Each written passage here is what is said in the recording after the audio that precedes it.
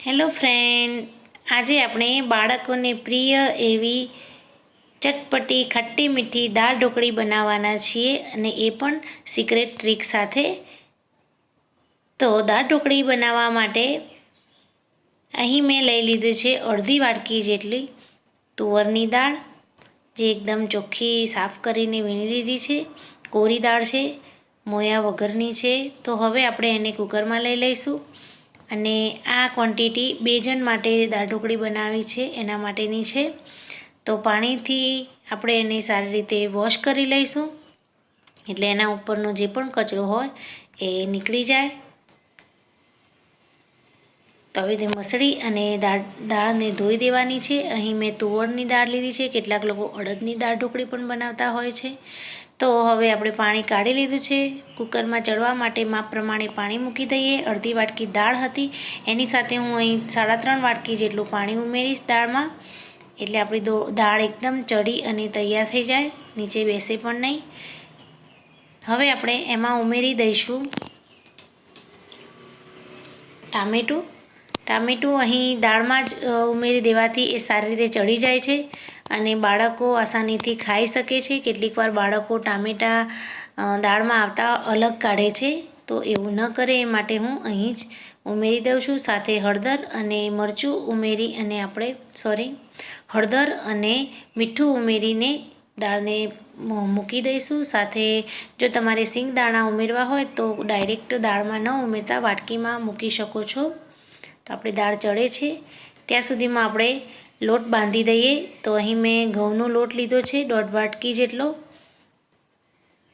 તો અહીં તમે કેટલીક વાર બાળકો દાળ ઢોકળી ન ખાતા હોય તો સાથે થેપલા પણ બનાવીને આપી શકો છો. એ પ્રમાણેનો લોટ આપણે બાંધીશું.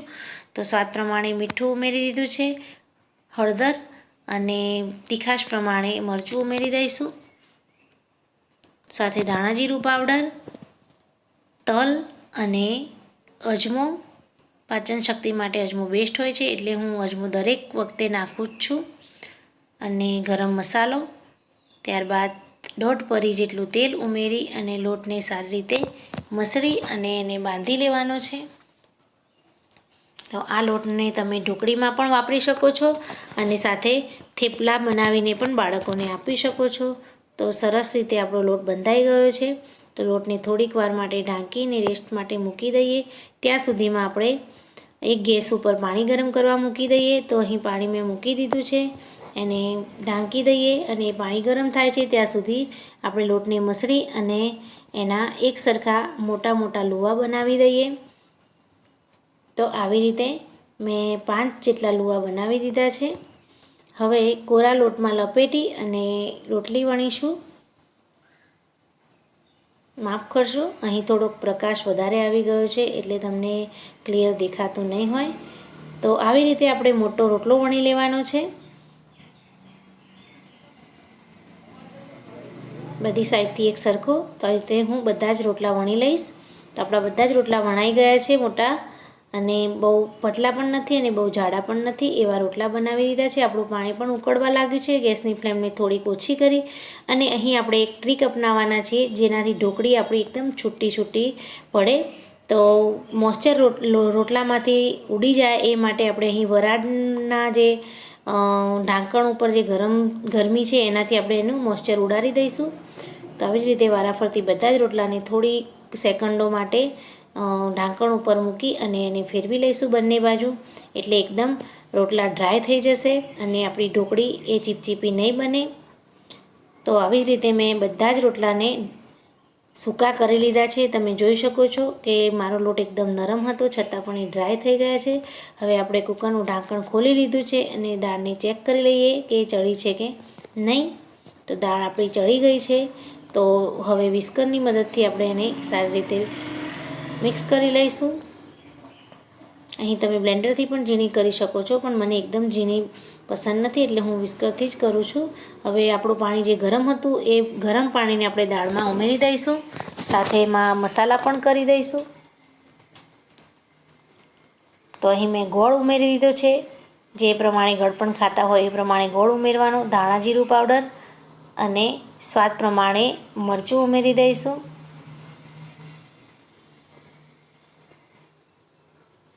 ત્યારબાદ હવે આપણી જે રોટલા બનાવ્યા છે એને ચોરસમાં કાપી દઈશું.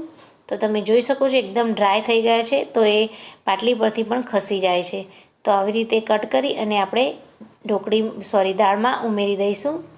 તો બધા જ રોટલાની ઢોકળી બનાવી દીધી છે અને આવી રીતે એકદમ છૂટી છૂટી ઢોકળી બની ગઈ છે. એને આપણે કુકરમાં નાખી દઈશું અને એકવાર ચમચા વડે હલાવી અને મિક્સ કરી લઈશું. હવે આપણે રાહ જોઈશું એના ઉકળવાની. દાળનું પાણી એકદમ સરસ ઉકળવા લાગે ત્યાર પછી જ એનો વઘાર કરીશું.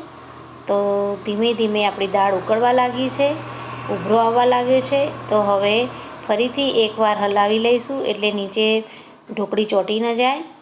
તો આપણી દાળ એકદમ સરસ ઉકળવા લાગી છે. હજુ આપણને પાણી પતલું લાગે છે, પણ થોડીક ઉકળશે, ઢોકળી ચડશે એટલે થિકનેસ આવી જશે.